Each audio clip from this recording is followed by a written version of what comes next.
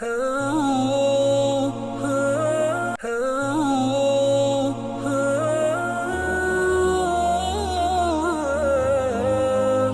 அல் மஸ்ஜித் Nabawi Medina முனவரா குத்பா ஷேக் ஸலாஹுல் புதைர் ஹஃபிதுல்லாஹ் தந்தார்கள். அந்த குத்பாவும் ஹஜ்ஜுடைய அந்த அமல் அடையாள சின்னத்தின் இந்த வட்டாரத்திலே சில புத்திமதிகளும் உபதேசங்களும். ஹம்து ஸலவாத் தக்வாவுடைய வசியத்துக்கு பின்னால் ஹாஜிகளே, உம்ரா அதே போன்று ஹரம் ஷரீஃபுல் தரிசிக்க வந்தவர்களே, நீங்கள் உங்கள் வரவு நல்வரவு உண்டாகட்டும். உங்களுக்கு நீங்கள் நல்ல நன்மைகளை கொள்ளடித்துக் கொள்ளுங்கள். உங்களுடைய வருகை மனமான வருகை, ரஹ்மத் உங்களை மூடிக்கொள்ளட்டும். உங்களுக்கு ஹரமைன் ஷரீஃபை பரிசுத்த பூமிகளை தரிசிப்பதில் உங்களுக்கு சுபசோபனம் உண்டாகட்டும். ஒளிமயமான பரிசுத்தமான உயர்ந்த உன்னதமான இடங்களை நீங்கள் தரிசித்துக்கிறீர்கள். மக்கா முக்கர்ரமா மதீனா முனவ்வரா இரண்டும் பரிசுத்தமான கண்ணியமான இடங்கள். இரண்டுமே சந்திக்க அதை யாரெல்லாம் தரிசிப்பார்களோ அவர்களுடைய ஆத்மாக்கள் மிகவும் பாக்கியம் அடையும். அதே நேரம் அதை பார்க்கின்ற கண்கள் உள்ளங்கள் எல்லாம் மன நிம்மதி அடையும். உள்ளங்கள் எல்லாம் எப்பொழுதுமே சந்தோஷம் பெருக்கிட்டு மகிழ்ச்சி பெருக்கிட்டு வடியும். அந்த அளவுக்கு ஒரு சிறந்த இடம். உள்ளத்தில் ஒரு விரிவு ஏற்படும். அடியார்கள் அந்த இரண்டுடைய பரக்கத்தின் மூலம் பல நலவுகளையும் பல பாக்கியங்களையும் லாபங்களையும் கொள்ளடித்துக் கொள்வார்கள். அபூ ஹுரைரா ரலியல்லாஹு அறிவிக்கிறார்கள், ரசூலுல்லாஹ் சொன்னார்கள், எந்த 3 மஸ்ஜிதுகளுக்கு தான் கட்டுச்சாதனங்கள் தயாரித்து பிரயாண நோக்கத்தோடு நாங்கள் பிரயாணிக்க முடியும். அதாவது மஸ்ஜித் ஹராம், என்னுடைய இந்த மஸ்ஜித் நபவி, அதே நேரம் மஸ்ஜிதுல் அக்ஸா. புகாரி முஸ்லிம் ரஹ்மத்துல்லாஹி ஜாபிர் அறிவிக்கிறார், ரசூலுல்லாஹ் சொன்னார்கள், நீங்கள் வாகனங்கள் பிரயாணம், ஒட்டகங்கள், குதிரைகள், கழுதைகள் போன்ற வாகனங்கள் பிரயாணம் செய்து வருவதற்கு உகந்த இடம், மிக சிறந்த இடம் என்னுடைய மஸ்ஜித். அதுக்கு அடுத்தது காபத்துல்லா என்று சொன்னார்கள் அஹ்மது ரஹ்மத்துல்லாஹி. எனவே ஹாஜிகளே, அம்மார்களே, தரிசிக்க வந்த நல்லடியார்களே, நல்ல அருள் காட்டு வீசின இடத்தில் இருக்கிறீர்கள், ரஹ்மத் இறங்குகின்ற இடத்தில் இருக்கிறீர்கள், பரக்கத்துகள் இறங்குகின்ற இடத்தில் இருக்கிறீர்கள், நலவுகள் சரிவாக இருக்கின்ற இடத்தில் இருக்கிறீர்கள். எனவே யார் காபத்துல்லாஹ் நாடி ஹராம் ஹஜ்ஜுடைய ஹராமோடு வந்தாரோ அவர் பாவம் செய்யக்கூடாது, அல்லாஹ்வுக்கு மாறுபாடு செய்யக்கூடாது, அனுமதிக்கப்பட விடயங்கள் செய்யக்கூடாது, எந்த விதமான தவறுகளில் ஈடுபடக்கூடாது. அப்படி இருந்தால்தான் மன்னிப்பு கிடைக்கும். முன் பாவங்கள் மன்னிக்கப்படும், பின் பாவங்கள் மன்னிக்கப்படும்.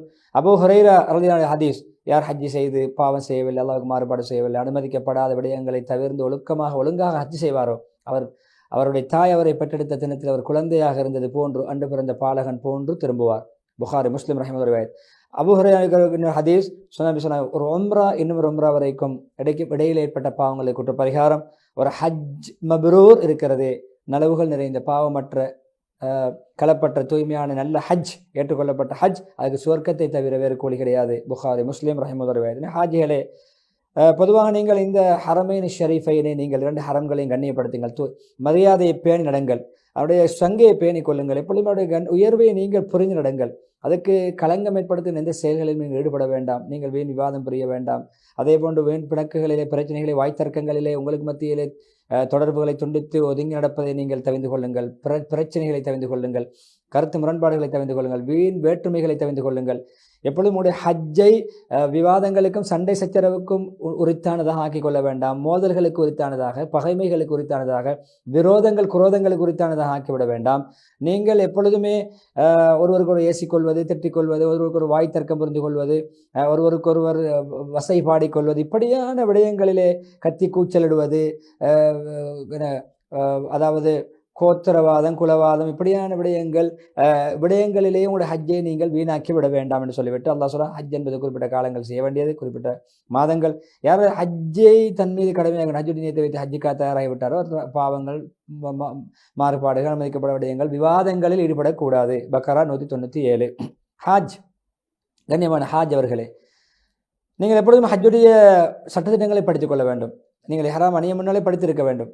நீங்கள் காபத்து நாடி வர முன்னால் படித்திருக்க வேண்டும்.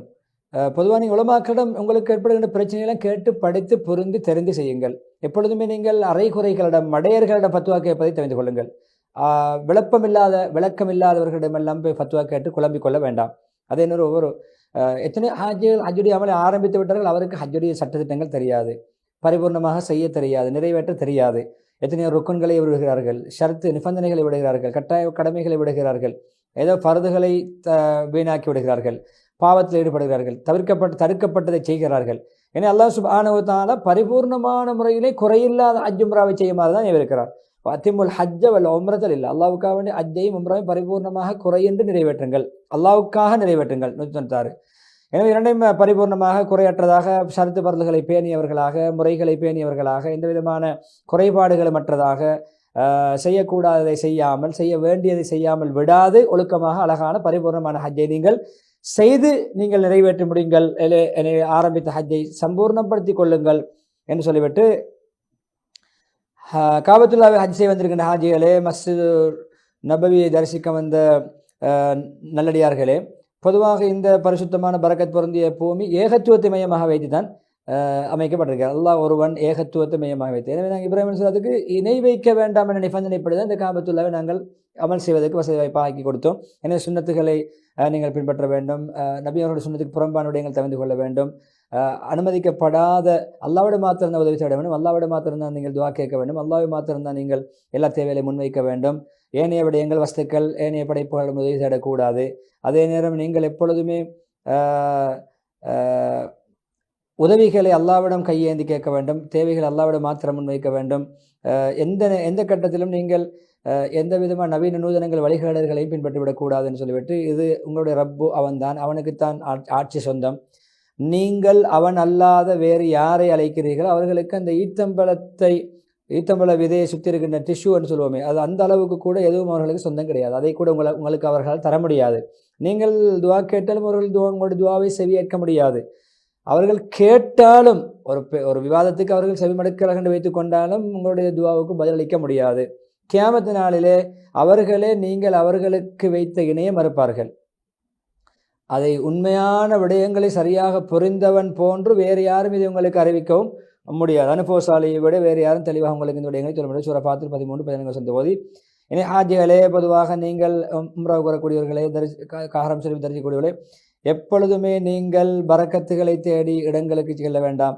எப்பொழுதும் நீங்கள் அதனுடைய நபி ஸல்லல்லாஹு அலைஹி வஸல்லம் அவர்கள் எதை முத்தமிட்டார்களோ அதை முத்தமிடுங்கள், எதை தொட்டார்களோ அதை தொடுங்கள். எந்த ஹஜ்ஜுடைய அமல்கள் எந்தென்ன விடயங்கள் நபியவர்கள் ஏற்பட்டார்களோ அதை நீங்கள் மாத்திரம் செய்து கொள்ளுங்கள் என்று சொல்லிவிட்டு, பொதுவாக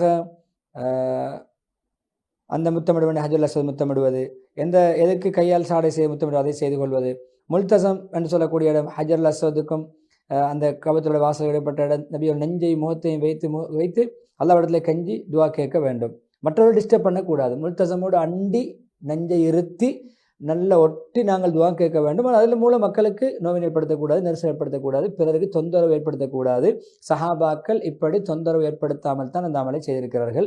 எனவே ஹாஜிகளே, முதல் குத்பா இறுதி கட்டத்திலே பலகீனர்களுக்கு நீங்கள் இரக்கம் காட்டுங்கள். சிறுவர்கள், வயோதிபர்கள், பெண்கள், நோயாளிகள், அவர்கள் நோவினைப்படுத்த வேண்டாம், அவர்களை தள்ள வேண்டாம், அவர்களை நீங்கள் நெருக்கடிக்குள்ளாக்க வேண்டாம். அவர்களை கொஞ்சம் இடம் கொடுங்கள். சிறுவர்கள், சிறுமிகள், பெண்கள், வயோதிபர்கள், நோயாளிகள், அவர்களை தள்ளிவிட்டு கொண்டு உதறி தள்ளி கொண்டு அடித்துடைத்து கொண்டு போக வேண்டாம்.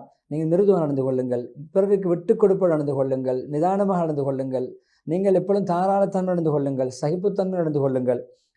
நெரிசல்களை ஏற்படுத்திக் கொள்ள வேண்டாம். எப்பொழுதுமே அமைதியை உங்களுடைய அணிகலனாக்கி கொள்ளுங்கள். நிதானத்தை அணிகலனாக்கி கொள்ளுங்கள். நீங்கள் எப்பொழுதுமே உள்ளச்சத்தை உள்ளத்தில் உணர்ந்தவர்களாக, உள்ளடக்கியவர்களாக, உள்ளத்திலே உள்ளச்சம் கொண்டவர்களாக நீங்கள் அமல் செய்யுங்கள். எப்பொழுதுமே ஏதாவது தவறு இழைத்தவருக்கு வழிகாட்டுங்கள், வழி தவறியவருக்கு வழிகாட்டுங்கள், இயலாதவருக்கு உதவி செய்யுங்கள், தேவை உள்ளவருக்கு தேவை நிறைவேற்றிக் கொடுங்கள், தௌபா இஸ்திக்பார் அதிகமாக செய்யுங்கள். எப்பொழுதுமே அல்லாஹ்விடம் பணிவையும் உங்களுடைய தாழ்மையை முன்வையுங்கள், உங்களுடைய தேவையை முன்வையுங்கள். எப்பொழுதுமே உங்களுடைய கை சேதத்தையும் பச்சாதாபத்தையும் அல்லாஹ்விடம் முன்வையுங்கள். எப்பொழுதுமே நீங்கள் அல்லாஹ் பக்கம் தேவை உள்ளவர்கள் என்பதை அல்லாஹ்வுக்கு முன்னால் காட்டிக்கொண்டே இருங்கள். அல்லாஹ்வுடைய இந்த இடத்துடைய கண்ணியத்தை, புனித ஸ்தலங்களுடைய கண்ணியத்தை புரிந்து நடங்கள். இந்த காலத்துடைய சிறப்பை புரிந்து நடங்கள். அல்லாஹ் சுப்ஹானஹு வ தஆலா உங்களுடைய துஆவை ஏற்றுக்கொள்வான். உங்களுடைய இஸ்திக்ஃபார் தௌபாக்களை மிக திருப்திகரமாக ஏற்றுக்கொள்வான். ஹஜ்ஜுக்கு கபூலியத் என்ற அங்கீகாரத்தை தருவான். உங்களுடைய அனைத்து அமல்களையும் கூலிக்கு உரித்தான நன்றி செலுத்தப்பட தகுதியான அமல்களை ஆக்குவான். அதனுடைய பாவங்களை மன்னிக்கப்பட்டவைகளாக ஆக்குவான். உங்களுடைய ஹஜ்ஜுன் மப்ரூராக ஆக்குவான் சொல்லி இஸ்திக்ஃபார் தோண்டி முதலாவது குத்பா முடித்துவிட்டு, இரண்டாவது குத்பாவில் ஹம்து ஸலவாத் தக்வாவுடைய வசதி பெற இந்த தக்வாவோடு நடந்து கொள்ளுங்கள். உண்மையாளர்களோடு நீங்கள் சேர்ந்து கொள்ளுங்கள். தௌபா 119 ஓதி, முஸ்லிம்களை பொதுவாக ஹரமேன் ஷரீஃபைன் மக்கா மதீனாவுடைய புனித ஸ்தலங்கள் எப்பொழுதுமே உயர்ந்த சவுதி அரசாங்கத்துடைய மிக உன்னதமான கண்காணிப்பு பணிவிடையின் மூலம் எப்பொழுதுமே பாக்கியமடைந்து வருகிறது. நல்ல பணிவிடை, நல்ல சேவைகள். எப்பொழுதுமே இந்த நாட்டு மன்னர் அவருக்கு உதவியாளர்கள் எல்லாம் ஹரம் ஷரீஃபுக்கு அழகிய முறையில் தன்னுடைய பணிவிடைகளை முன்வைத்தவர்கள். அல்லாஹ்வுடைய பணிவிடை ஏற்றுக்கொள்ள வேண்டும், அவருடைய பல நபர்களை கொடுக்க வேண்டும். ஹஜ்ஜாஜிகளுக்கும் உரிய எல்லா வசதி வாய்ப்புகளையும் செய்து கொடுத்து எல்லா பணிவிடைகளுக்குமான ஏற்பாடுகளை செய்து நிறைவாகவே பணிகளை பரிபூர்ணப்படுத்தி நிறைவேற்றி வருகிறார்கள். எனவே இப்படியான நிம்மதியான, பாதுகாப்பான, அழகான, செவ்வையான நிர்வாக முறைமை, நேர்மையாக நலவுகள் பெருகிய ஒரு பணிவிடையாக இந்த பணிவிடை அமைந்திருக்கிறது. எனவே அந்த நலவுகளை நாங்கள் அடைந்து கொள்ள வேண்டும், அந்த பணிவிடைகளை மதிக்க வேண்டும், அவர்களுக்கும் அல்லாஹ் கூலிகளை கொடுக்க வேண்டும். பொதுவாக அந்த நாட்டு மன்னருக்கும் அல்லாஹ் பல நலவுகளை அல்லாஹ்வை இன்னும் பலப்படுத்த வேண்டும், உறுதிப்படுத்த வேண்டும், நல்வழிகளை காட்ட வேண்டும் என்று சொல்லிவிட்டு ஒரு கவிதை படுகிறது. அதாவது அவருடைய கடலில் இருந்து மக்கள் எல்லாம் அள்ளி எடுக்கிறார்கள், சிலர்கள் அதை முழுமையாக கொஞ்சம் தேவையான அளவுக்கு ஒவ்வொருவரும் அள்ளி கொள்கிறார்கள் என்ற அந்த பைத்தை கவிதையை படித்துவிட்டு, பொதுவாக எப்பொழுதுமே ஹாஜிகள் ஒவ்வொரு வருடமும் வரும் பொழுதோ அனுமதியோடு வருவது மிக முக்கியமான விடயம். அனுமதி இல்லாமல் யாரும் சட்ட விரோதமாக வரக்கூடாது என்பதை ஏற்கனவே மக்காவுடைய ஹத்தி நடைபடுத்தப்படும், அதை ஞாபகப்படுத்தி அதுக்கு நீங்கள் புறம்பாக செயல்பட வேண்டாம். அரசாங்கம் ஒரு முடிவெடுத்து உலமாக்களுடைய வழிகாட்டலிலே அனுமதி பெற்றவர்கள், ஹஜ்ஜுடைய விசா எடுத்தவர்கள் தனியாக ஹஜ்ஜை நிறைவேற்ற வேண்டும், ஏனையவர்கள் தவிர்த்து கொள்ள வேண்டும் என்ற அந்த விடயத்தை சொல்லி இறுதியாக பொதுவாக ஹராம்களில் ஈடுபட வேண்டாம், சட்டத்துக்கு புறம்பான விடயங்களை நீங்கள் தவிர்த்து கொள்ளுங்கள், அதாவது ஹராம் இல்லாமல் எல்லைகளை தாண்ட வேண்டாம். பொதுவாக நீங்கள் என்ன கூலியை நாடுகிறீர்கள், எந்த கூலியை நீங்கள் இலக்காக கொள்கிறீர்கள். எனவே இப்படியான அனுமதி தகாத முறையிலே சட்டவிரோதமாக அமலை செய்து எப்படித்தான் நீங்கள் கூலி அல்லாவிடம் எதிர்பார்க்க முடியும்? நாட்டுடைய அரசாங்கத்துடைய அனுமதி இல்லாமல் நீங்கள் செய்ய. எனவே இப்படியான அதற்கு நீங்கள் இன்ஃப்ளூயன்ஸுகளை பாவிப்பது, அதுக்கு செல்வாக்குகளை பாவிப்பதை நீங்கள் தவிர்த்து கொள்ளுங்கள். தவறு செய்துவிட்டு செல்வாக்குகளை பாவிப்பதை எப்பொழுதுமே நீங்கள் புத்திசாலித்தனமாக அகப்பார்வையோடு செயல்படுங்கள். இந்த முடிவுக்கு நீங்கள் எப்பொழுதுமே மதிப்பளியுங்கள் என்ற அதனுடைய பிரயோசனங்கள் அதன் மூலம் அடைந்து கொள்ளுங்கள் என்று சொல்லி சலவாத்து ஆயத்தை ஓதி நீண்ட துவா பிரார்த்தனையோடு சலாஹுல் புதீர் ஹபிதுல்லா அவர்கள் மதீனா முனவரோட ஹுத்பாவுக்கு முற்றுப்புள்ளி வைக்கிறார்கள். விளம்பர இடைவெளி தொடர்ந்து மஸ்ஜிதுல் அக்ஸாவுடைய ஹுத்பாவின் மொழிபெயர்ப்பை இன்ஷா அல்லாஹ் நாம் பார்க்கலாம்.